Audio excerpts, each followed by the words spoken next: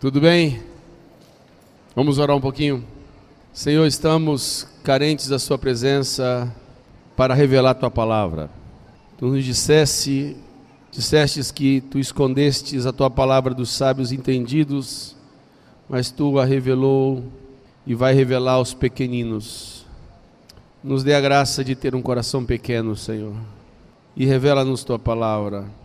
Queremos, ó Deus, ouvir Tua voz. Queremos compreender Tua voz, queremos entender aquilo que o Senhor tem para nós nessa noite. De fato, o Senhor esteve conosco nessa manhã, mas assim como o maná no deserto, deveria ser uma comida fresca, colhida para comer de forma rápida. E nós precisamos nos alimentar mais de Ti nessa noite.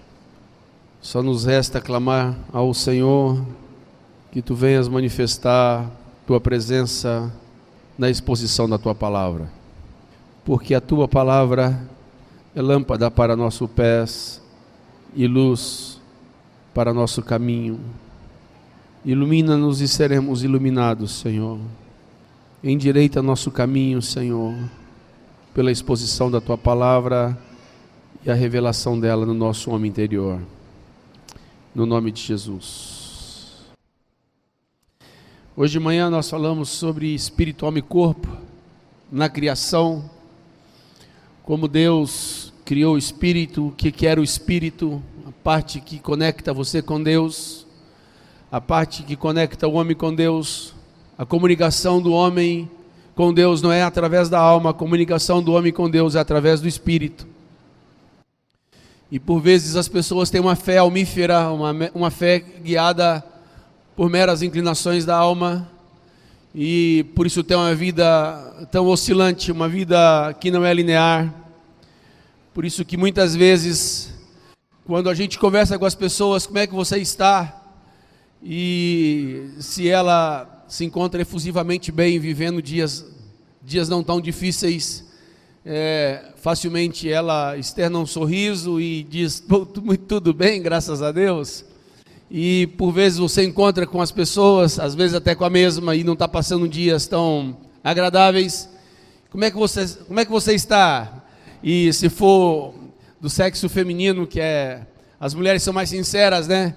E rapidamente você vai ver gotejar de lágrimas, porque não está muito bem, não estou muito bem, não tá legal. Então a alma termina impondo uma maneira de comportamento que é bastante indevida ao nascido de novo. E por isso que é importante nós entendermos que a relação homem-Deus e Deus-homem não é através da alma, é através do Espírito. Lá na frente nós queremos falar um pouco mais e de forma mais abrangente a diferença da vida da alma, da vida da psique, da vida de Deus, que é a Zoé, a vida de Deus, a vida do Espírito. São coisas diferentes.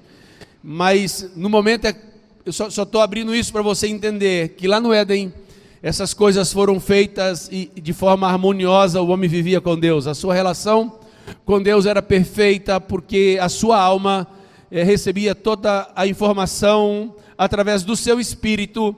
E às vezes a pessoa não entende que o espírito não está aqui, o espírito está aqui. Jesus, quando nos faz a promessa, ele diz assim: e do vosso interior fluirão. Esses são os nascidos de novo, batizados com o Espírito Santo. Não é da sua mente. Existe um local lá dentro do homem, que é o Espírito. Isso não tem a ver com nossa estrutura mental. Porque assim, deixo-vos a paz, a minha paz vos dou. A paz que excede todo. Existe uma paz que excede. É a paz de Deus. Porque paz é uma pessoa, e essa pessoa habita dentro de nós pelo Espírito Santo. O Éden era assim, o homem na criação era assim. Ele tinha paz porque ele estava em comunhão direta com Deus. Ele vivia bem porque ele vivia em comunhão plena com Deus. Então sua alma era inundada pelo Espírito de Deus. Recebia as informações devidas do Senhor. Então ela reagia conforme Deus ordenava e ensinava. Seu corpo, através das suas percepções, pelos seus 5 sentidos, reagia conforme conversamos nessa manhã. Eu não sei o tanto que você já tinha pensado nos seus sentidos antes da queda, mas eu confesso a vocês que quando eu fico meditando muito nesse negócio, eu fico muito afinzão de voltar para o lugar que eu nunca deveria ter saído, que é com o meu Jesus amado, viver com o Senhor no céu. Porque você voltar a ser integral para o Senhor deve ser o nosso sonho sempre, você ser completo para Deus. Só que nós precisamos dar continuidade, e eu preciso ensinar vocês. Não estou aqui tentando esgotar assuntos, eu estou apenas falando de forma um pouco mais ordenada, um tema que tem muitas profundidades e que nós podemos desenvolver outros aspectos em outro momento, porém, isso é que eu penso ser o suprassumo, o mais importante, o resumo daquilo que é basal, fundamental para que nossa compreensão possa ser de alguma maneira inspirada e corrigida pelo Senhor. Então eu quero falar do espírito, da alma e do corpo na queda. Quando o homem pecou, o que aconteceu com o espírito do homem? Quando o homem pecou, o que aconteceu com a alma do homem? Quando o homem pecou, o que aconteceu com o corpo do homem? Então, que Deus nos dê graça também para comunicar, né, Nilson? Você estava ali, ó, agora está ali, ó. Eu gosto disso. Não ser escravo de lugar fixo, não?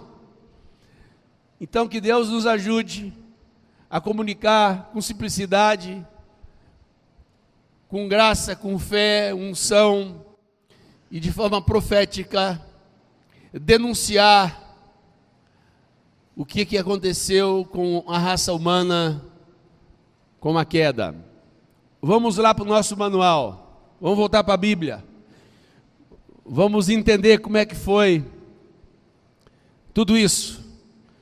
Vamos lá para Gênesis. Gênesis faz um relato como tudo começou, né? Atos capítulo 2, Gênesis capítulo 2, me perdoem. Obrigado aí pela atenção com que vocês estão ouvindo.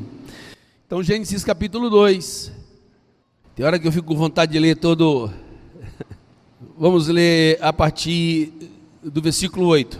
Logo assim que Deus cria o homem, que nós lemos hoje o versículo 7, ele passa a ser alma vivente, que quando Deus soprou no seu fôlego, no seu nariz, o fôlego da vida, e recebe o espírito, a parte espírito, e se torna alma vivente. Deus diz assim: e plantou o Senhor Deus um jardim no Éden na direção do Oriente, e pôs nele o homem que havia formado. Então Deus cria um jardim para colocar o homem lá dentro.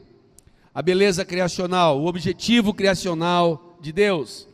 Do solo fez o Senhor Deus brotar toda sorte de árvores agradáveis à vistas e boas para alimento.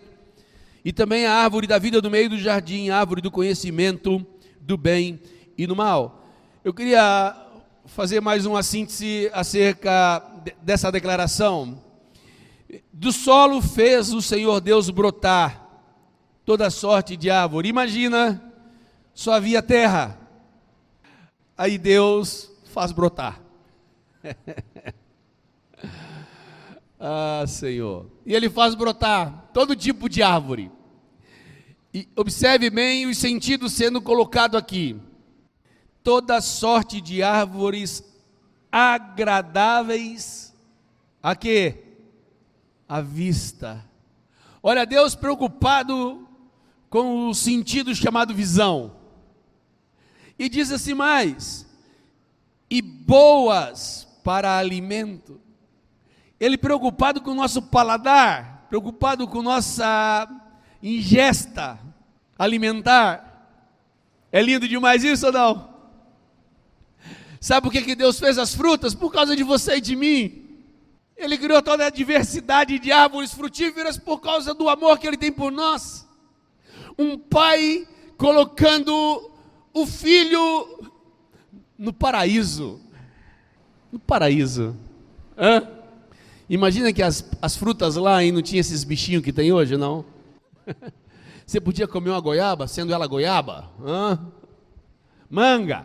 Oh, beleza, não? Mas continua assim a palavra.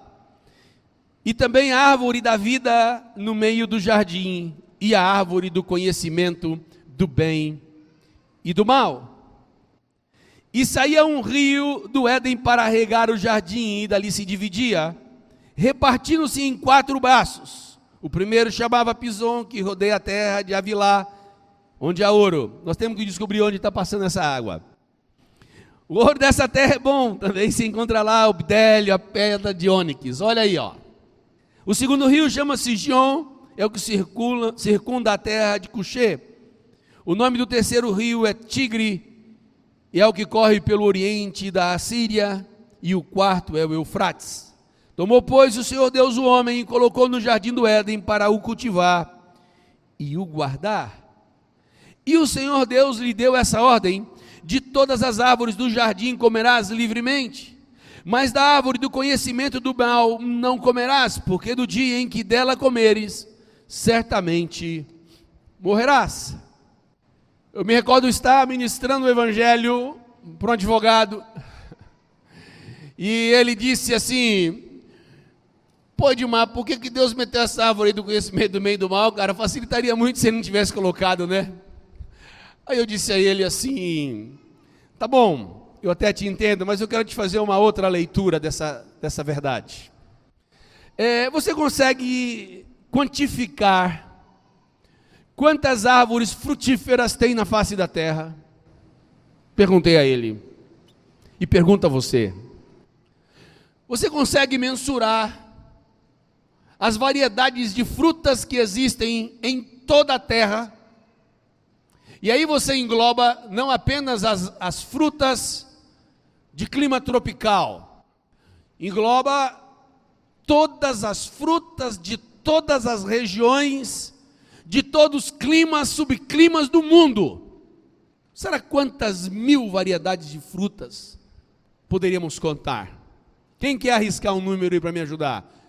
O que vocês acham que deve ter na face da terra de quantidade de frutas? Hã? Quem tem a boca grandona para citar um número aí? Joel, quanto? Cadê o Joel? O Joel, meu agricultor preferido, cadê o Joel? Quantas mil variedades deve ter, Joel, por aí? Dá um chutômetro aí, me ajuda. 1 milhão. Aí eu disse ao sujeito: tá bom, vou pegar a referência do Joel e para falar para vocês. Vamos supor que existam aí 1 milhão de variedades de frutas. E eu dizendo a esse moço, ele disse assim: de 1 milhão, eu não quero que você toque em uma. Eu penso assim: se Adão comesse um tipo de fruta por dia, ia se passar bastante tempo da eternidade para ele repetir a primeira fruta que ele comeu. E eu disse assim, digo a vocês, era muito importante ter aquele senão, porque foi aquele senão de ter lá a árvore do conhecimento do bem e do mal, que pôde produzir no coração de Adão e Eva o poder de decidir fazer a vontade de Deus ou não. Você pode acertar 1 milhão de vezes, eu vou te dar apenas uma chance de erro, é para você não errar. Você consegue acreditar num Deus assim, que as chances para que você acerte são inúmeras vezes maiores do que é para você errar? Você consegue ver Deus assim? Você consegue entender que é um Deus que te ama o suficiente de produzir um ambiente que não seja hostil para você? Assim que Deus fez com Adão. E disse: Adão, não coma, porque se você comer, meu brother, você morre. Então não faça mais isso. Eu te peço só isso a você. Combinado? Rios, bichos, peixes, aves, répteis, frutas, flores e mais flores. Tudo para você passar a sua eternidade numa relação íntima, próxima, magistral comigo. Eu só preciso dizer a você: não toque na árvore do conhecimento do bem e do mal, porque eu preciso saber se você quer ser meu filho, por escolha ou por imposição. Ele disse assim a mim: Edmar, esse Adão foi bem bandido, né? Porque realmente eu não tinha parado para pensar desse ponto de vista. Porque a chance da gente fazer o que é certo é muito maior, né? E aquele sujeito estava num ambiente bem legal para fazer o que era certo. Eu falei para ele assim: cuidado, porque daqui a pouco você vai se identificar com Adão e pode atrapalhar a sua própria vida. Você está condenando a você mesmo sem saber. Relato da queda agora. Más notícias. Capítulo 3. Mas a serpente, mais sagaz que todos os animais selváticos que o Senhor Deus tinha feito, disse à mulher: é assim que Deus disse: não comerás de toda a árvore do jardim? Nós vamos ler aqui o relato da queda, e eu gostaria de te ajudar a pensar junto comigo o relato da queda. Opção 1, Eva vira para a serpente e diz assim: eu estou aqui do Éden já fazem muitos anos, viu? E vou falar para você, serpente, nunca nenhum animal bateu papo comigo aqui, bicho aqui não fala. Ó, serpente, tem um negócio muito esquisito na sua vida aí, viu? Então eu quero te dizer o seguinte: meu marido daqui a pouco está chegando, que ele foi cuidar dos negócios por aí, e aí nós vamos bater um papo aí para saber o que está acontecendo. Não, vamos falar bem a verdade para você. Toda tarde, nosso Deus Criador chega por aqui, e eu vou perguntar para ele se é comum outros bichos falar comigo, porque até agora eu não fui informado que bicho fala com gente. Você e eu não estaríamos nessa bagaça que estamos aqui hoje, não? Se essa opção 1 fosse a opção de Eva. Não foi a opção dela. Eu não sei porque eu quase sou tentado a achar que as mulheres têm um senso de curiosidade. Eu não sei porquê, que eu sou quase atentado, ainda não estou 100%. Ela falou assim: nossa, que serpente boba. Sabe que ela não sabe? Como é que ela vem falar que eu posso comer de todas as árvores do jardim livremente? Não, calma um pouquinho, serpente. Deixa eu te explicar uma coisa. A mulher querendo pregar para o capeta. Respondeu a mulher: dos frutos das árvores do jardim podemos comer, mas do fruto da árvore que está no meio do jardim, disse Deus, dele não comereis, nem tocareis nele, para que não morrais. Quando a serpente ouviu essa resposta, ela falou assim, eu fico aqui imaginando essa treta do inferno por lá. Falou assim: a Eva tem a mania de ser curiosa e acrescentar os papos, né? Porque quando ela recebeu a informação, não tinha esse papo de não tocar, era papo de não comer. Ô Eva, abriu o diálogo, né? A caixa de diálogo foi aberta. O WhatsApp com as trevas, com a desgraça dessa, está aberto. Deu trela. Então, a serpente disse à mulher: é certo que não morrerás. Preciso que você entenda. Não tem esse papo de você morrer. Eu te afirmo, com toda a minha convicção, você não vai morrer. Eva, imagina lá, não? Interessante, hein? Possibilidade de comer de mais uma. Ô Eva, será que 1 milhão de variedades já não está bom? Será que essa tem que valer mais do que 1 milhão? Se eu estiver exagerando, foi o Joel que me ajudou, viu? Na quantidade de fruta. Porque Deus sabe, Eva, que no dia em que dele comerdes, se abrirão os vossos olhos, e como Deus sereis, conhecedores do bem e do mal. Então é por isso que ele falou que eu não posso comer dela, não? Então quer dizer que eu posso ser igualzinho a ele. A sagacidade maligna é tão grande que você percebe que a proposta não é dizer Deus não existe, viu, Eva? Vou te convencer do ateísmo, não ia colar. Porque toda tarde Deus passava por lá. Via Deus face a face, aquele papo, pai e filho. Não, eu tenho uma maneira. Eu vou colocar no coração dessa mulher aquilo que me seduziu quando eu era anjo de luz, quando eu quis ser igual ao Altíssimo. Quem sabe esse negócio não dá certo? Você vai ser igual a Deus, Eva. Mas ele é tão egoísta, Eva, tão egoísta, mas tão egoísta, que só ele quer ser o bonzão, o poderosão, o sabichão. Eva, vai parar esse papo de toda tarde ter que perguntar, conferir. Você vai ser sabidona igual ele. Hã? Eva, abra teus olhos, Eva, por favor. Não ia colar o ateísmo, não é verdade? Não ia colar. E vendo a mulher que a árvore era boa para se comer, agradável aos olhos e desejável para dar entendimento, tomou do seu fruto e comeu, deu a seu marido, e ele comeu com ela. Para que as irmãs entendam bem esse lance da queda, Paulo, quando explica isso, ele disse que a Eva foi enganada. Adão foi mais bandido. Como assim, Edmar? Ele não foi enganado, ele sabia bem o que ele estava fazendo.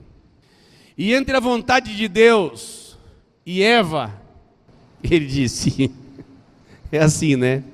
Vou juntar o útil ao agradável. Adão não teve coragem de se opor à sua mulher.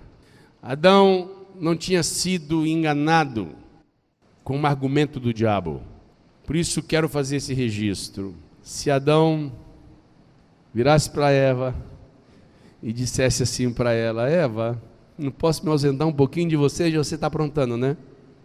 Vamos fazer o seguinte, nosso pai está chegando daqui a pouco, vamos ver como é que ele resolve essa bagaça aí, viu? Porque você está lascada. Nós também não estaríamos aqui para contar essa história. Deus dava um jeito de mandar aquela Eva para outro canto, para o mesmo canto que a serpente gostava de viver. O ser que estava lá dentro daquela serpente, e Adão, meu amigo, ia continuar a vida. Por que a serpente não foi direto no Adão? Porque não ia colar o papo. Primeiro, que Adão não ia ser curioso. Segundo, que Adão ia deixar claro para a serpente que aquele papo era uma lorota. Aí ele foi na Eva e deu certo. Só que cumpre a palavra de Deus. Vocês percebem que no relato da queda não tem maçã? Percebem isso? Percebe que o engano na maçã perdura por muitos séculos? Porque é mais fácil eu parar de comer maçã do que entender que eu comi o fruto que me produziu a morte. E se você fizer uma ligação direta, a maçã é um ícone equivocadamente, mas propositalmente colocada por Satanás através da religião, onde tem aquela maçãzinha com aquele nhaque, aquela mordida lá de cima, que normalmente vocês veem nas placas dos motéis da vida, relacionando o pecado do Éden com sexo. Não é esse o pecado do Éden. Não é essa a proposta que Deus havia dito que não poderia acontecer. Ao contrário, Deus os abençoa e diz que era para fecundar, multiplicar. É uma maneira de atenuar nossa culpa e nossa responsabilidade. A mulher foi enganada por uma situação muito simples. Vou reler com vocês. E vendo a mulher que a árvore era boa para se comer, agradável aos olhos, desejável para dar entendimento, tomou do seu fruto, comeu, deu a seu marido e ele comeu com ela. Satanás usa a alma do homem para o induzir à queda. A alma do homem foi conduzida pela argumentação do bom, agradável e desejável. A proposta não era: Eva, me adora. Não é essa a proposta que Satanás fez para Eva. A proposta era: Eva, se iguale a Deus. seja como Deus. E Eva acha aquilo muitíssimo bom, muitíssimo agradável e muitíssimo desejável. Toma do fruto, come. Queridos, quando aquela mulher come daquele fruto, ela faz com que seu corpo também caia no pecado. Sua alma enfrenta a transgressão. A sua vontade, ela usa para decidir comer. E seu corpo então ingere a iniquidade. E aí a morte é estabelecida na raça humana. Ao invés dos homens agora serem governados pelo Espírito, eles passam a serem governados por suas almas. O homem não ouve mais o Espírito de Deus, o homem passa a ouvir sua própria alma. É você usar algo que não fora feito para aquilo. Por isso que o homem se atrapalhou completamente. No capítulo 3, narra que Deus disse para que o homem não torne a comer da árvore da vida e viva eternamente pós-pecado, nós vamos colocar ele para fora do jardim. E colocou os anjos para guardarem a porta do jardim. Ali houve uma ruptura do nosso espírito. É como se Deus tivesse desconectado o cabo do nosso espírito. Nosso espírito passa a ficar inativo, mortificado por causa do pecado. O homem é colocado para fora desse ambiente de luz, para fora desse ambiente espiritual, para fora desse ambiente de governo de Deus. Esse dia deve ter sido um dia muito triste para o Senhor. Eu sou pai de 3 filhos, 2 filhas e 1 filho. E eu fico imaginando a dor que é no coração de um pai ter que colocar seus filhos para fora da sua casa. Eu imagino os gritos que Satanás deva ter dado no inferno, zombando, ridicularizando na cara de nosso Pai, de nosso Deus. Eu acabei com aquilo que você criara conforme sua imagem e semelhança. Eu destruí seu plano. Você imagina a dor de colocar um filho para fora? Por causa de seu ato rebelde, do seu ato de indisciplina? Deve ter sido uma dor enorme no coração do pai. Porque não sei se vocês sabem, quero apenas fazer uma passagem mental. Quando o homem peca, na viração do dia Deus se apresenta, o homem se esconde da presença de Deus, porque a raça humana ama fugir das responsabilidades. A raça humana se acovarda, ela não gosta muito de encarar as coisas como elas são e as consequências das suas atitudes. Se esconde da presença de Deus, e Deus, que nada se esconde dos seus olhos, diz: onde está Adão? Adão, onde você está? Chega a ser ridículo eu vendo Deus onipresente, onisciente, querendo saber onde Adão está. Eu honestamente fico pensando nessa cena igual eu e Arthur, meu neto, né? De vez ou outra eu chego na minha casa, Arthur vai me visitar, aí Arthur deita num sofá e coloca 2 almofadas nas costas e fica às vezes até com o bumbum de fora, e ele fica brincando de esconde-esconde comigo, como se tivesse muitíssimo escondido. É isso que Adão estava fazendo, o ridículo de achar que podia se esconder. Aí, Senhor, eu estou aqui. Adão, o que está acontecendo? Toda tarde eu chegava, você conversava comigo, você estava me esperando para a gente conversar. Não, porque eu tive vergonha de ti, porque estava nu e escondi. Você, mas quem falou para você que você está nu? Você não foi criado com roupa. Deus dando chance para Adão, não. Deus produzindo situações e oportunidades para Adão assumir sua culpa, assumir sua responsabilidade. E aí eu fico pensando, agora vai dar certo. Adão agora vai fazer um enfrentamento. Aí ele falou assim, foi a mulher que você me deu. Não é assim, eu sou responsável pela minha decisão. No fundo ele estava querendo transferir a culpa para o próprio Deus, porque afinal de contas, quem é que fez Deus?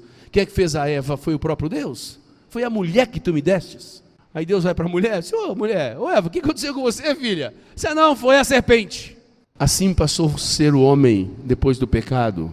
O homem vive se escondendo dos seus atos maus. Os homens tentam ocultar o tempo inteiro as suas más obras. A alma do homem começou a trabalhar em função disso, de aparência, de faz de conta. Ou não? O que é esse negócio aí na sua cintura? Se não, Senhor, porque eu estava nuzão, aí eu fui lá e fiz um aventalzinho para mim de folha aí, para ver se eu dava uma tampadinha. Ali em Gênesis está a primeira tipificação de Jesus, porque Deus faz para Adão e Eva uma roupa de pele. Ali está a primeira tipificação da ovelha Jesus que tira o pecado do mundo. E estou te falando isso porque, junto com a decisão de colocar Adão e Eva para fora do Éden, Deus sabia que um dia o Calvário deveria chegar, porque Deus não desiste do homem.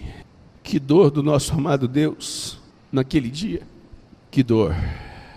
O nosso espírito ficou inativo para Deus e para Satanás. Nem Deus, nem o diabo tem mais acesso ao espírito do homem depois da queda. Por isso que no Velho Testamento, Deus escolhia alguns homens para visitá-los. Porque em todo o Velho Testamento, em todo momento de queda, o homem só conhece um Deus fora.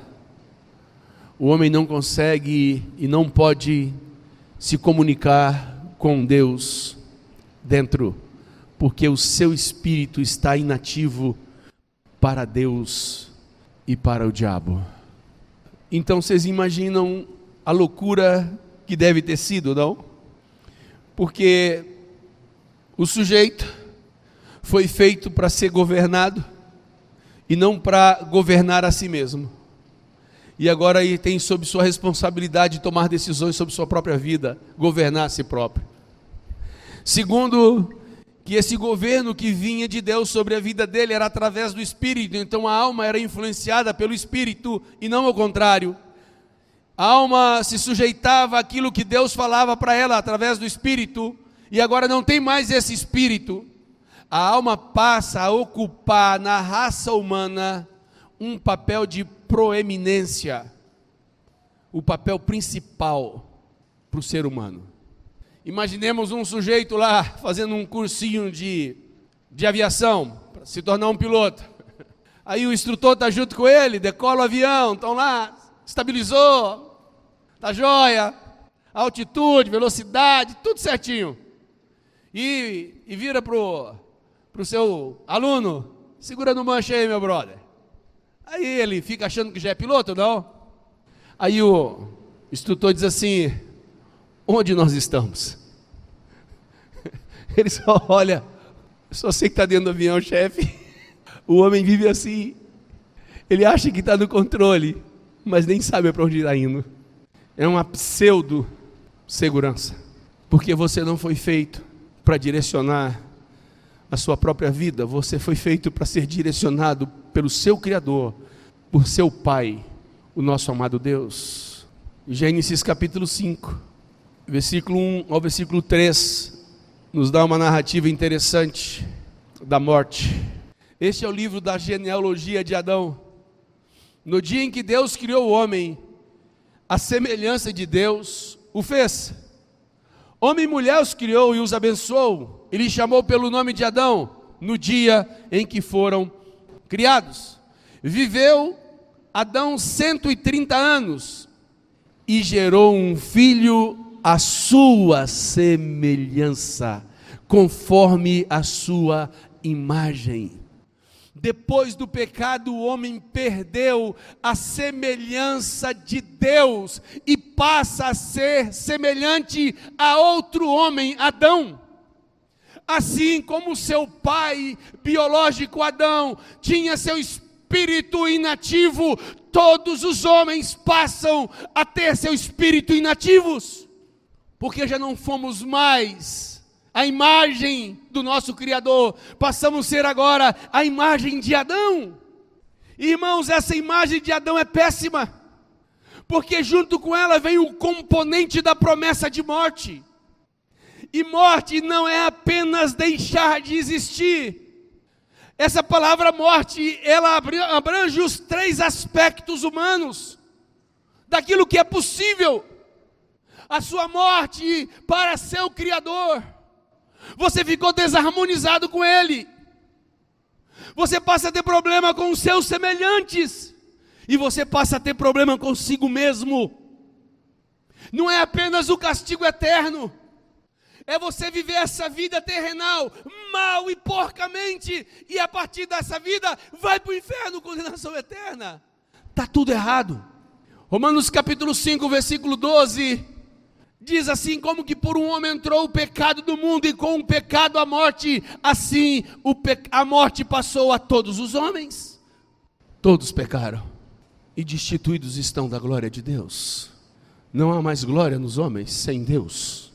A vida em Adão é uma vida inútil, é uma vida sem glória, é uma vida sem propósito, é uma vida sem objetivo. Porque tudo que um homem fizer na sua vida, sem Deus, acaba no cemitério. Porque não tem valor eterno. É inútil.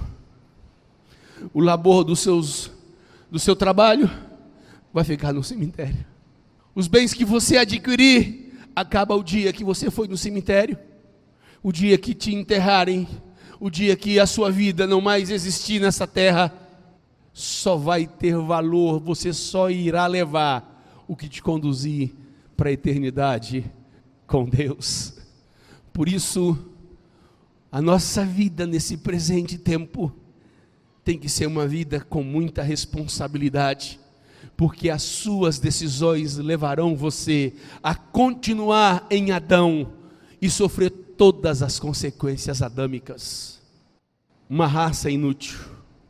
O homem passou a conviver com a realidade da morte física, coisa que não foi feito para isso. Você e eu temos uma natureza eterna, por isso que a gente não convive muito bem com a morte física. O sujeito morreu com 98, senhor, mas podia ter ficado mais uns 10, porque o homem não tem na sua estrutura criacional um relógio que diz assim: acabou. A nossa estrutura, ela é feita para a eternidade. Só que vocês têm que pensar comigo, que a morte física, que Deus permitiu os homens passarem, ela era muitíssimo necessária, porque o domínio do diabo lá na frente, só poderia deixar de existir sobre o homem, porque alguém iria morrer no seu lugar. Deus fez um espírito eterno dentro de nós. O espírito não tem prazo de validade. O espírito é imortal. O espírito é eterno. O problema é que esse espírito não mais obedece a Deus, porque nem escuta a voz de Deus. A queda é uma desgraça grande. Eu queria ler um texto com vocês, muito interessante. Eu quero mostrar agora a vocês a alma na queda. Eu falei do espírito que ficou inativo. É um Deus fora, é um Deus que não comunica mais com o homem. E se você não entender isso, você não vai entender o que Deus quer que aconteça com você com o novo nascimento. Então, por favor, retenha bem esse ensinamento do que aconteceu com o homem nos seus 3 aspectos, para que lá na frente você diz assim: nossa, agora faz sentido. Não, agora eu entendi o que Deus quer dizer. Então segura bem isso aí, viu? Eu quero falar para você o que aconteceu com o intelecto do homem, com os pensamentos do homem, por causa do pecado do homem. Vamos começar com Isaías. Isaías 55, versos 8 e 9. É uma declaração do que Deus pensa da nossa alma, do ponto de vista dos pensamentos, do intelecto. Porque os meus pensamentos não são os vossos pensamentos, nem vossos caminhos, meus caminhos, diz o Senhor. Porque assim como os céus são mais altos que a terra, assim são os meus caminhos mais altos que os vossos caminhos, e os meus pensamentos mais altos que os vossos pensamentos. Desarmonia. No Éden o homem pensava o que Deus pensava. Agora na queda, Deus afirma: o pensamento humano não é mais o pensamento dele. Paulo aos Efésios capítulo 2, diz assim, nos quais outrora, capítulo 2, versículo 2 e 3, ele fala: nos quais andastes outrora, segundo o curso desse mundo, segundo o príncipe da potestade do ar, do espírito que agora opera nos filhos da desobediência, entre os quais todos nós outrora andávamos, segundo as inclinações da nossa carne, fazendo a vontade da carne e dos pensamentos, e éramos por naturezas filhos da ira como os outros demais. Pensamento sucumbiu ao pecado, desarmonizou-se de Deus. Que loucura, não? O homem arrumou a sua forma própria de pensar, e a forma própria de pensar do homem é amoldada ao pecado, aos desejos da sua carne. A queda fez com que os homens deixassem de buscar informação dos céus, deixou de perguntar para Deus o que ele pensa. O homem passou a ser escravo de pensamentos viciosos, pensamentos que são contrários ao Senhor, pensamentos que desagradam o seu Criador. O máximo que os homens fazem é lembrar de Deus em momentos de crise. Quando lembram? Porque seus pensamentos não são mais os pensamentos do Senhor. Deus deixou de ser bem-vindo na mente humana, no intelecto humano, nos pensamentos dos homens. Agora nossa mente, nosso intelecto está completamente indisciplinado, deseducado, sem a luz de Deus. E as emoções? Isso foi com os meus pensamentos. E as nossas emoções? O que aconteceu com as nossas emoções com a queda? Passou a reagir conforme as impressões. Passou a reagir de forma positiva a tudo que ela acha bom, agradável e desejável. As nossas emoções passaram a não gostar mais de coisas ruins, de coisas que são desagradáveis, coisas que são indesejáveis. Quando nossa reação emocional é ruim, os nossos pensamentos buscam imediatamente dar embasamento lógico por que eu tenho razão de estar chateado. O nosso intelecto passou a ser governado por aquilo que nossos sentimentos nos determinam. Aí a nossa vontade se alia ao pensamento lógico de que você tem razão de estar chateado e decide em continuar fazendo o que é errado, em praticar o que Deus não quer que você praticasse. Nós criamos um ambiente no nosso mundo interior, onde nós nos tornamos pessoas escravos dos nossos próprios erros e com um grave problema, ainda achando que temos razão. Como eu estou falando apenas para discípulo, possivelmente o que eu vou dizer aqui agora, talvez você nem passe por isso, seja só um sujeito como eu, que sou às vezes desavisado. Estou na minha casa, tudo fantasticamente bem, descubro que meu time vai jogar. Já que não estou fazendo nada mesmo, vou ligar a televisão, afinal de contas meu time vai jogar, tá tudo beleza? Você feliz, sua alma tranquila, coisa, família, tudo em sua volta harmonizado. Você liga a sua televisão, seu time leva um sapeca de 3, 4, 1-0, você já não está gostando, mas ainda, não, dá tempo, vai empatar. Não, vai empatar, legal, e vai. Meu amigo, daqui a pouco 1-0 vira 2-0, você não acredita que esse técnico é tão burro desse jeito. Mas esse técnico, será que...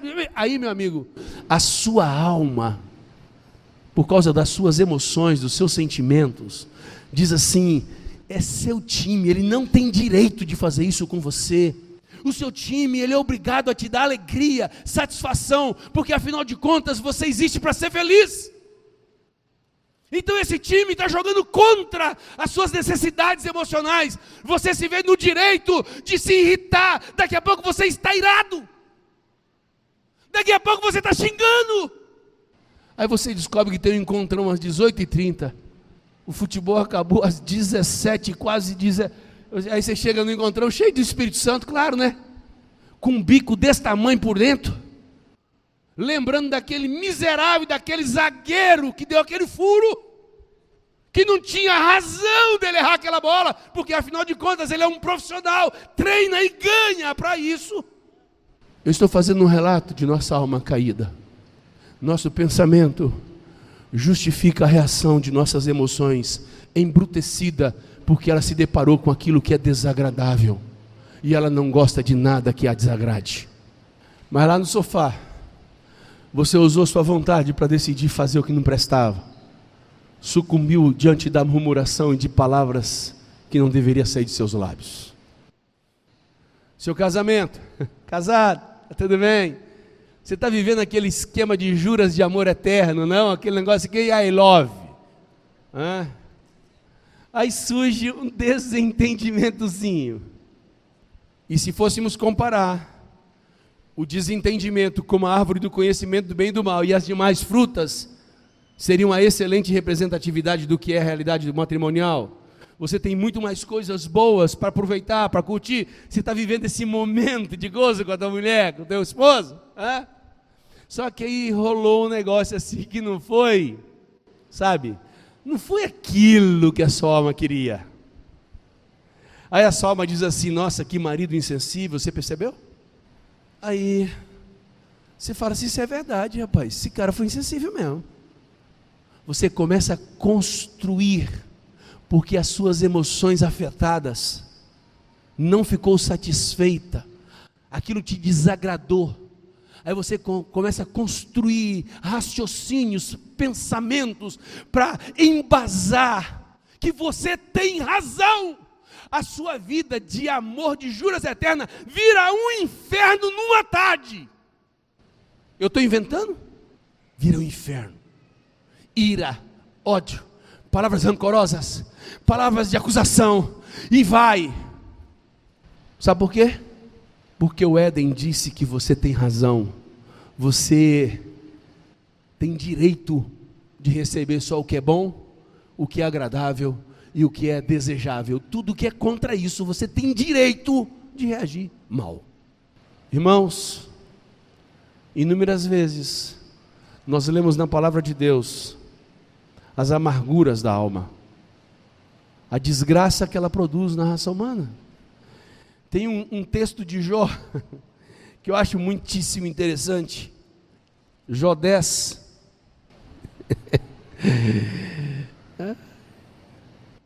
A minha alma tem tédio à minha vida.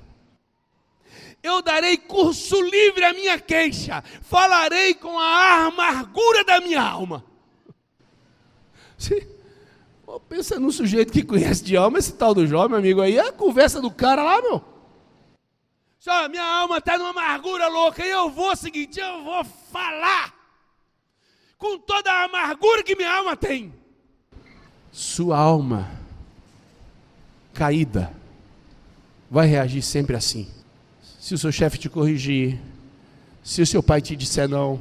Como é que é quando o seu pai te diz não, fofinho e fofinha? Você esquematizou na sua mente aquele negócio que vai dar tudo certo, você só esqueceu de falar com quem decide, mas está tudo certo, o seu plano está perfeito. Aí você chega perto de um senhor que te gerou e diz assim: pai, eu estou indo lá. Ele diz assim: pai, está indo aonde? Quero fazer uma colocação aqui. O que acontece dentro de você, jovem adolescente? Como assim onde? Você não fala para ele, mas lá dentro de você é assim que rola. Como assim onde? Será que não percebeu que eu já sou uma moça? Que eu já sou um homem? Mas tudo bem, eu não vou encrencar não, vai que dá certo. Não, pai, falsamente, não, pai, é porque, assim, eu marquei para fazer isso e aquilo. Aí o pai falou assim: entendi, filho, mas vamos fazer o seguinte, hoje você não vai. Como é que fica a sua alma, meu amigo? Com a negativa do seu pai ou da sua mãe, como é que fica a tua alma? Você quer que eu te responda a primeira argumentação do seu intelecto? Não confio em você. Se confiasse, deixava você ir. Porque todo mundo que confia, não faz isso. Aí eu pergunto, quem disse que sim e não vem de confiança ou de desconfiança?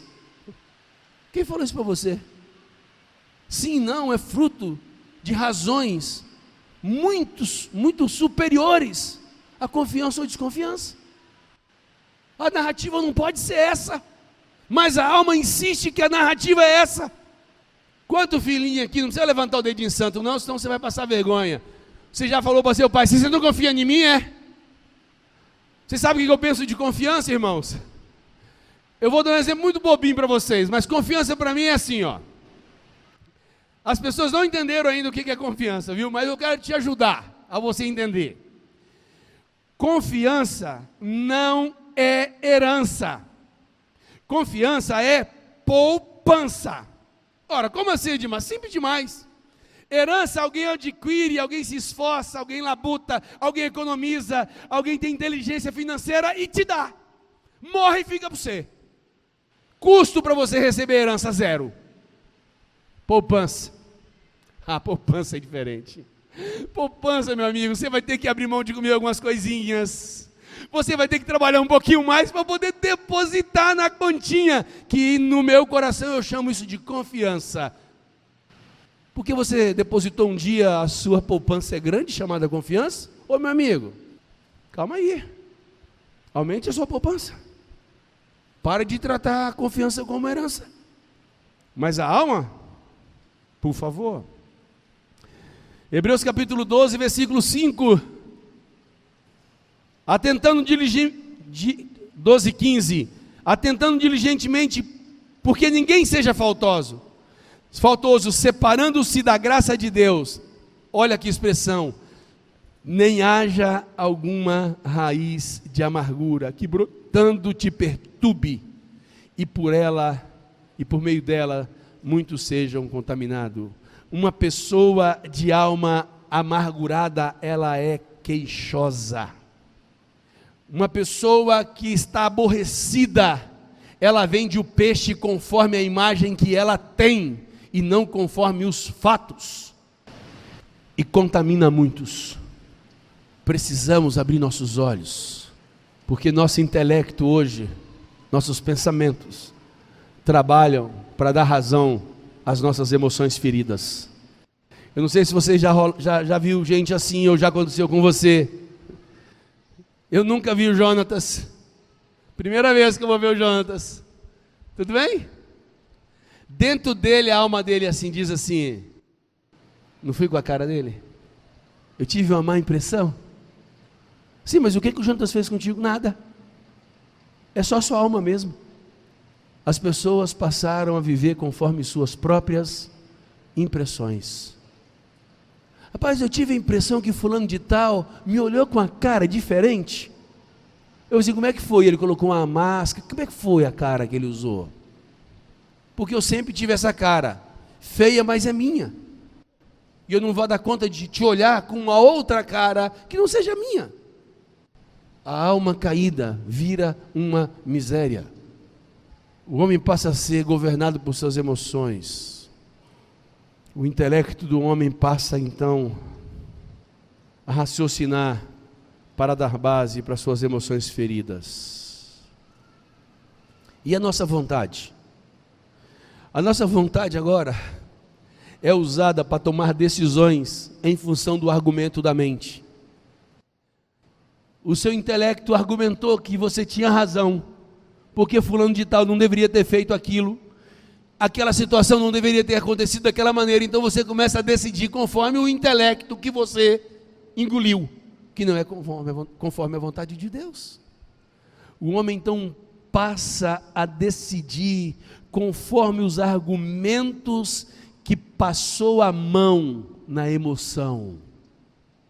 Por isso que há deformidade de caráter, porque o homem não decide mais conforme a vontade de Deus. Então o caráter do homem ficou deformado. As decisões tomadas pelos homens não são mais de acordo com um ser superior chamado Deus. Ele usa a sua vontade para fazer a vontade da carne e dos pensamentos. Paulo relata isso em Efésios 2 e 3. Fazendo a vontade da carne e dos pensamentos, éramos por naturezas filhos da ira, como os demais outros também. Ou seja, após a queda, o homem usa a sua vontade para fazer a vontade da carne e dos pensamentos. Se há algo que produziu incômodo, pode ficar tranquilo, porque os seus pensamentos, ao invés de responder conforme a palavra de Deus, os seus pensamentos vão querer te responder conforme o seu direito, a sua razão. E a sua vontade vai dizer assim: é verdade, e eu não posso fazer diferente. Logo, você usa a sua vontade para agradar as suas emoções. Deixamos de decidir em fazer a vontade de Deus e usamos nossa vontade, o nosso poder decisório, para fazer a vontade de nossa carne e dos nossos pensamentos. Nossas decisões agora têm como base as conveniências da alma. As decisões agora é para acalentar nossas emoções feridas ou alegres. Vou te dar o exemplo do contrário. Exemplo do contrário. Você é um homem, uma moça. Todo mundo gosta de elogio, não? Ninguém gosta de ser chamado de feio, mas de bonito, gata, princesa, linda, blá, blá, blá. E ao contrário, né? Todo mundo ama isso, né? Aí você está lá um dia no seu trabalho desavisadamente. Aí passa um sujeito, uma mocinha lá assim: nossa, Joãozinho, você está tão lindo hoje, que roupa linda, João. E vai embora. O João fica lá dentro desse: nossa, caramba, meu amigo, não acredito que rolou isso dentro desse coração, rapaz. Aí no outro dia ele está em casa, preparando para o serviço. Sabe o que ele faz? A alma dele fala assim: João, o que você acha de você colocar outra roupinha decente? Agora passa um perfuminho, vai. Vamos ver se rola. Porque as emoções amam isso. Ser aceito, ser elogiado, ser paparicado. Daqui a pouco está lá o João em papos de aranha, caindo em adultério. Sabe por quê? Porque as suas emoções ficam tão bem afagadas com aquele elogio fantástico. É assim que funciona a alma humana. Quantos no meio da igreja saem por causa disso, não? Solteiro, os anos vão passando, a idade vai chegando, não rola o príncipe encantado, aí por aí rola um outro sujeito e começa a chavecar teu ouvido. Aí as suas emoções, claro, gostam, né? Alguém se interessou por mim, não vou ficar para titi, aquele negócio todo. Aí teu intelecto começa a dizer a você: olha, será que é tudo isso mesmo? Lembra de fulano? Ela saiu, casou, tá legal, olha lá o casamento dela, como é que tá legal. Porque ninguém vê de trás da cortina, né? Você só vê o teatro, né? O que rola nos bastidores você não vê, né? A tua alma começa a produzir argumentos para fazer você ceder às tuas emoções. E você se distancia do Senhor. Porque a sua alma, lá no Éden, ficou comprometida nas razões das decisões. Eu não sei se já rolou com vocês, na minha experiência ministerial, já ouvi isso diversas vezes. Vou conversar com uma pessoa que não está muito bem. Ela está meio mal das pernas, fracassando. Aí, meu amigo, tudo jóia, minha querida, não sei o que, coisa de pastor, lê um texto, aquele negócio todo. Mas o que está acontecendo com você, rapaz? Aí, normalmente a gente escuta assim aquela bendita frase, maldita frase: rapaz, eu não estou conseguindo, cara. Vai estar difícil, cara, não estou conseguindo. Cara, falar bem a verdade, eu não consigo não, eu vou sair. Agora, o que eu acho mais interessante, que essa mesma pessoa que diz que não consegue fazer o que é certo, ela consegue fazer o que é errado. Mas não é a mesma pessoa? Por que ele não fala assim, rapaz, eu não consigo fazer o que é errado, pai? Eu falava, olha, que bom que você veio falar comigo, Edmar. Eu ando chateado, entendeu? Muito chateado com essas pessoas. Como é que gosta de fazer? Não consigo fazer o que é errado. Não. Ele é tão forte para fazer o que é errado e tão fraco para fazer o que é certo. Não tem nem estrutura lógica de pensamento. Porque a alma embrutecida, ela emburreceu. Está deseducada, sem luz. Nem traçar argumentos lógicos e paralelos ela não dá conta.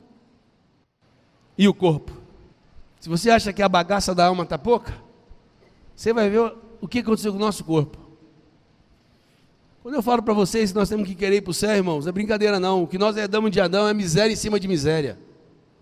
Vamos para o nosso corpo. Romanos, capítulo 7, versos 14 em diante. Porque sabemos que a lei é espiritual. Eu, todavia, sou carnal, vendido à escravidão do pecado. Porque nem mesmo compreendo os meus próprios modos de agir, pois não faço o que prefiro, e sim o que eu detesto. Paulo abrindo o coração dele na luta que existe dentro do seu ser. Ora, se faço o que não quero, consinto com a lei que é boa. Neste caso, quem faz isso não sou eu, mas o pecado que em mim habita. Porque eu sei que em mim, isso é, na minha carne, não habita bem nenhum. Na nossa carne, não habita bem nenhum. Pois o querer, o bem está em mim, porém não o efetuá-lo. Porque não faço o bem que prefiro, mas o mal que eu não quero, esse eu faço. Mas se faço o que eu não quero, já não sou eu quem faz, mas sim, de novo a palavra, o pecado que em mim habita. Então, ao querer fazer o bem, encontro com a lei de que o mal reside em mim. Porque no tocante ao homem interior eu tenho prazer na lei de Deus, mas vejo nos meus membros outra lei, guerreando contra a lei da minha mente, me fazendo prisioneiro da lei do pecado que está nos meus membros. No meio dessa loucura analítica de Paulo, ele diz: miserável, desaventurado homem que sou, quem vai me livrar do corpo desta morte? O pecado veio ser residente no corpo. O homem, quando colocou aquele fruto e comeu, ele trouxe a iniquidade para dentro do seu corpo. O pecado entranhou nos nossos membros. O nosso corpo conheceu a corrupção.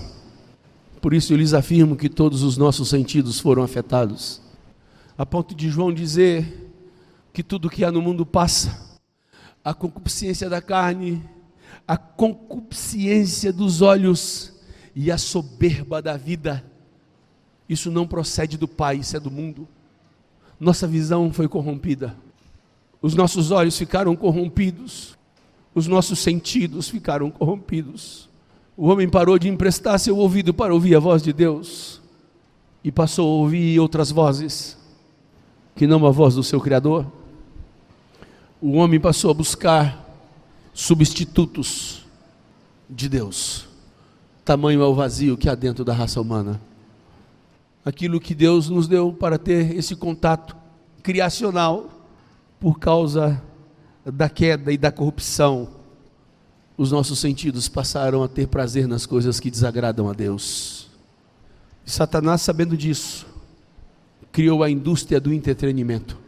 A indústria do entretenimento, ela existe para te manter refém da ausência de Deus, fazendo com que você gaste horas e horas e horas e horas e horas com coisas que não te remetem a Deus, que não te remetem ao eterno. A sua experiência física com as coisas criadas, elas passaram a não ter mais valor. Você passou a receber consolo de entretenimento, games, filmes, relação social através da mídia social. O homem já não tem mais prazer de viver perto do seu semelhante. O homem passou a ser um solitário em meio à multidão. E a indústria do entretenimento não quer que você perceba que Deus criou os luminares. A indústria do entretenimento não quer que você perceba que os lírios dos campos vestem-se muito mais lindos do que Salomão. A indústria do entretenimento não quer que você perceba que todas as aves do céu são alimentadas por nosso Pai, sem que nenhuma delas trabalhe. A indústria do entretenimento não quer que você remeta seus sentidos ao Criador da sua vida. Seus olhos passaram a não ter mais prazer nas coisas criadas pelo Senhor. Nós fomos visitar um museu, um aquário nesse dia, e no meio desse aquário tinha uma experiência que eu achei fantástica, que era uma experiência tátil, que era você tocar em coisas que Deus criou no fundo do mar.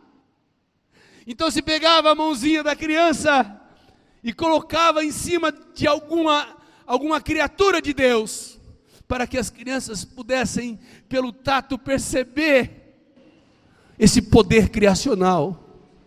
E eu me comportei como criança, fui o primeiro a colocar as mãos naquilo, porque, irmãos, cada vez que eu mergulho no mar com um cilindro, eu fico embasbacado com o poder criacional de Deus, com a haja de Deus. As crianças estão acostumando a tocar apenas em teclas de computador e celular, e agora no touch. Possivelmente, se você colocar uma jaca e um limão e pedir com os olhos fechados para ela dizer o que é isso, o que é aquilo, ela não vai saber o que é jaca e nem o que é limão, porque Satanás corrompeu o nosso corpo.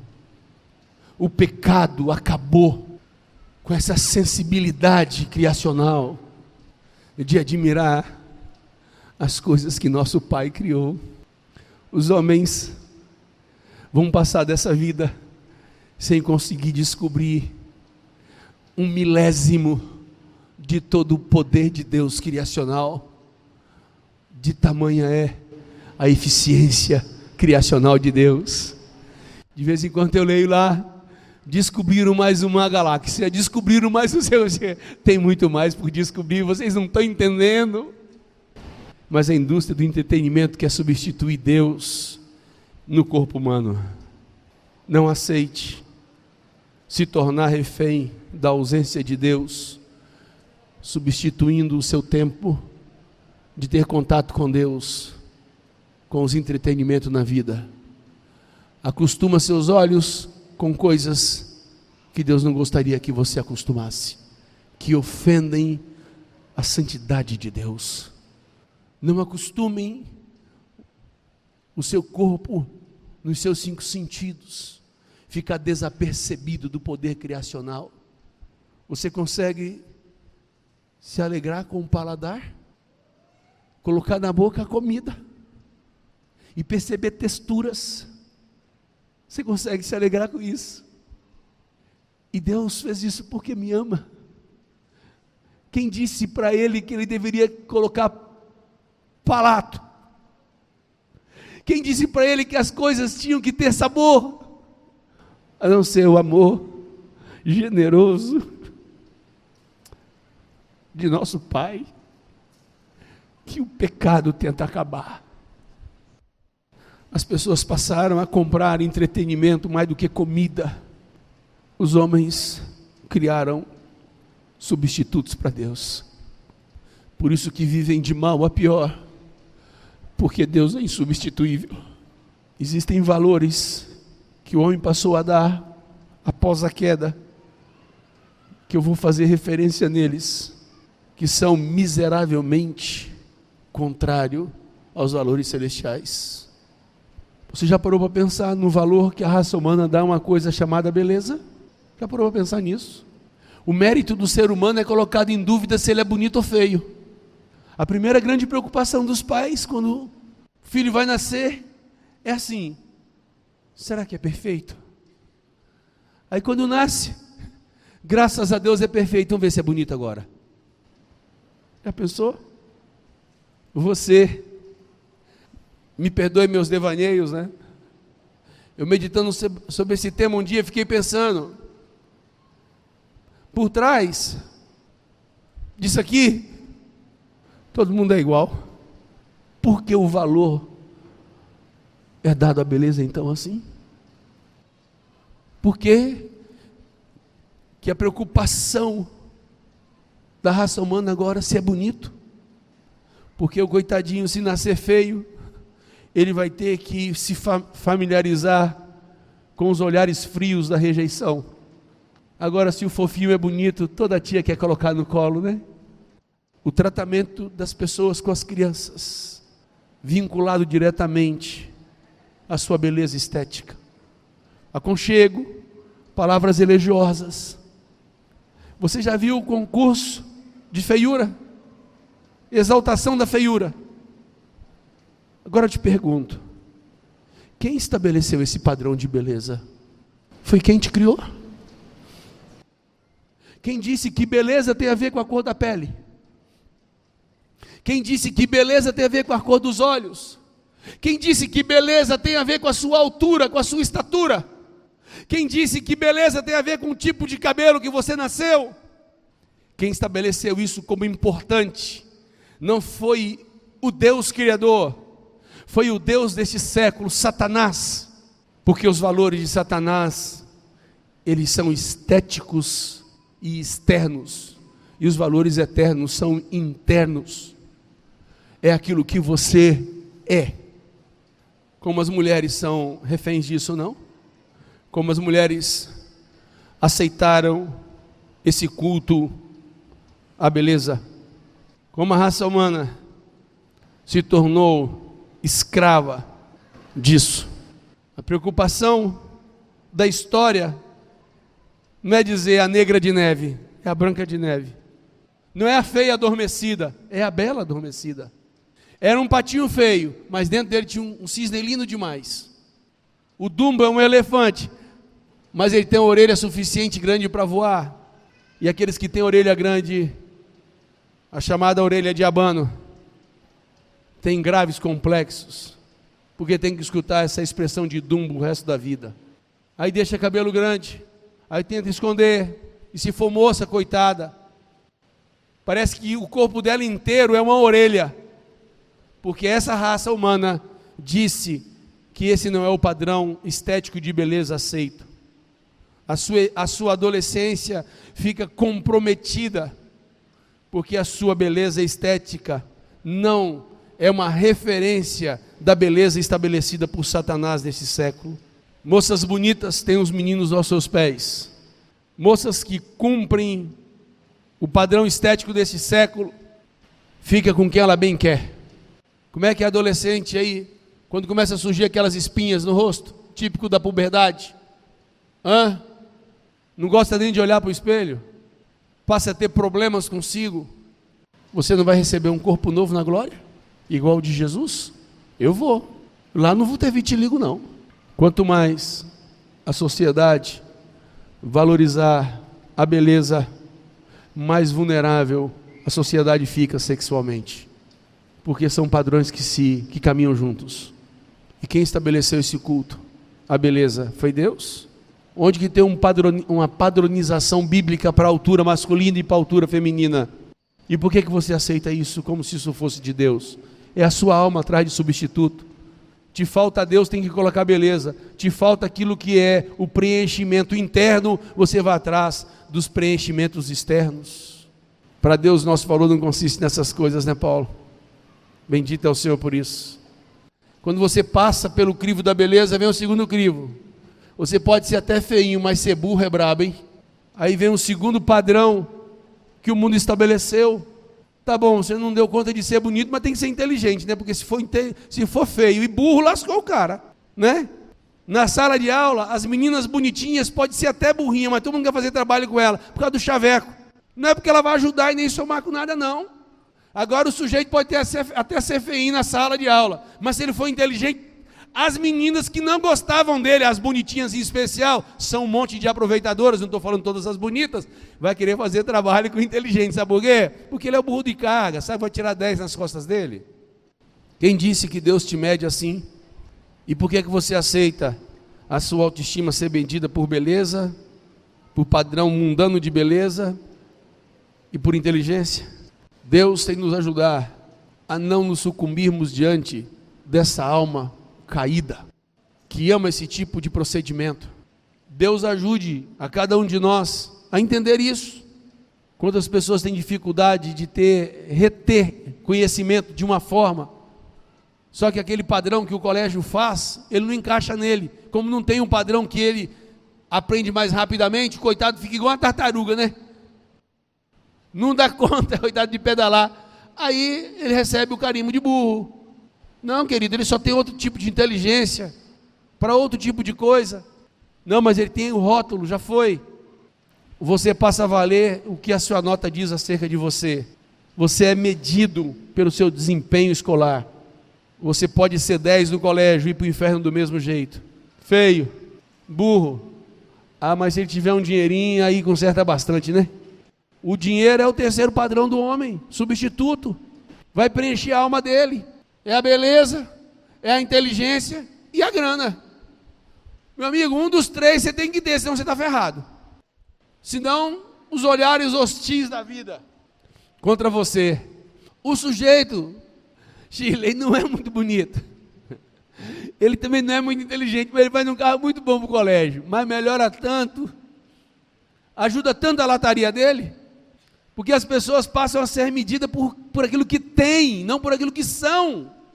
A gente sabe de crianças que pedem para o pai ou para o avô pegar ele lá na esquina de baixo. Mas por que você vem de Fusca me buscar? Aí meus amigos vão ficar o dia inteiro brincando comigo. Minha Fusca. Porque um carro velho representa falta de status, falta de poder financeiro, é pobreza. E esse é um padrão que o mundo não sabe conviver com ele. As suas amizades, fruto a raça humana caída, as amizades delas são por interesses. Ou é interesse físico, ou é interesse intelectual, ou é interesse financeiro. Os valores foram deturpados. E o homem fez isso porque ele, caído, sem Deus, sem governo de Deus, ele igual um louco saiu atrás de coisas para se agarrar, achando que isso seria a solução. Quebrou mais a cara ainda. Ficou pior. Oh, Jesus. Quando você está bem alinhado, coloca aquela beca, aquele aí você sai na rua. Conta para mim, como é que é a sua identidade emocional quando você está bem vestido? Agora vamos pensar ao contrário. Você está na sua casa, dona de casa, varrendo, toda descabelada, toda suada, a campainha toca. Aí você fala, não acredito. Visita essa hora, não acredito. E por que quando você está toda bonita, perfumada, não sei o que, você não acredita? Você diz assim, oi, tudo bem, querida? Pode entrar. Poderosona. Porque o valor que a gente dá à aparência, irmãos, isso não é valor celestial, isso não é valor eterno.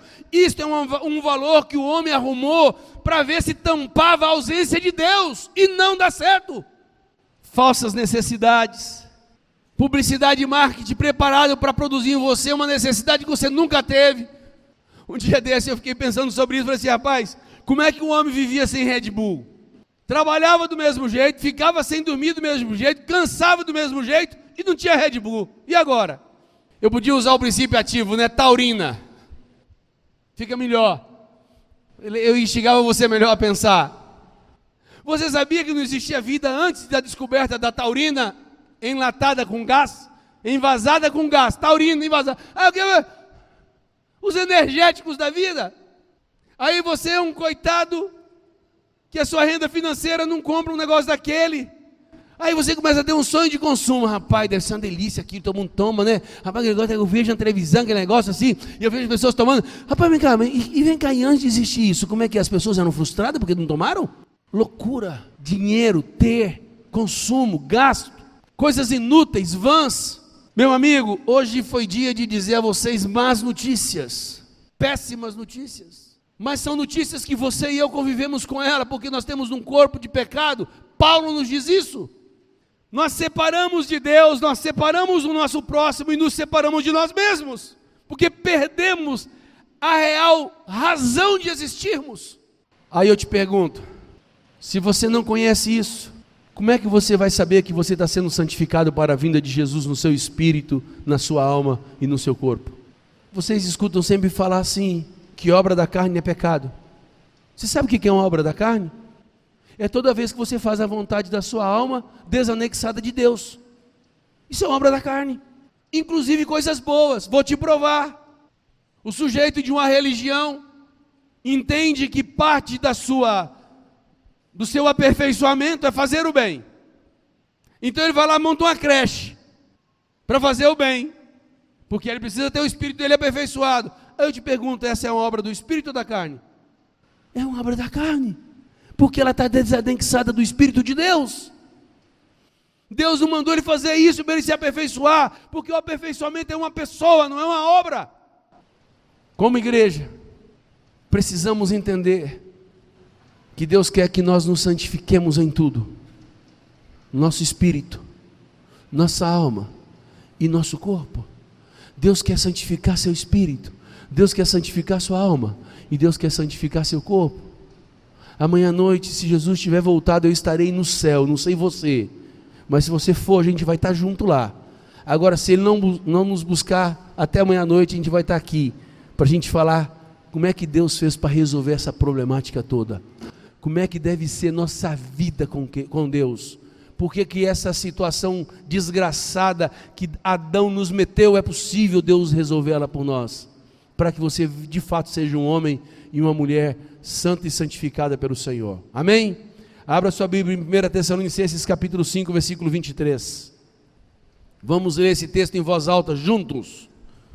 Primeira carta de Paulo aos Tessalonicenses capítulo 5, versos 23, vamos lá? Acharam? E o mesmo Deus da paz vos santifique em tudo, todo o vosso espírito, alma e corpo sejam conservados irrepreensíveis para a vinda de nosso Senhor Jesus Cristo. Deus quer santificar meu espírito, minha alma e meu corpo. Por isso eu preciso entender como é que fomos criados, o que aconteceu com isso na queda, para amanhã a gente aprender como é que tem que ser no propósito eterno, nossa nova vida com Deus, amém? Senhor amado, obrigado por esse tempo juntos, por essa família linda que o Senhor tem nos dado, uma família generosa de homens e mulheres que querem fazer sua vontade e te amar. Nos ajuda, Senhor, a compreender a tua palavra, nos ajuda, Senhor, a sermos analisados pelo Espírito Santo. Possivelmente muito das coisas que falamos nessa noite caiu, Senhor, como luva em muitos corações, porque todos nós, um dia, Senhor, fomos escravos do pecado e do diabo, e essas coisas nos marcaram, porque é assim que o Éden fez conosco. Nos dê graça amanhã para comunicar com fé, ousadia e coragem e intrepidez aquilo que o Senhor fez para nos libertar desta amarra pecaminosa que o Éden impôs sobre a raça humana. No nome de Jesus, despeça-nos na sua paz, Senhor, leva-nos na sua paz e faça com que possamos retornar para nossos lares, meditando, Senhor, nas coisas que o Senhor tem nos falado nesses dias, no nome santo de nosso amado Senhor Jesus Cristo. Amém.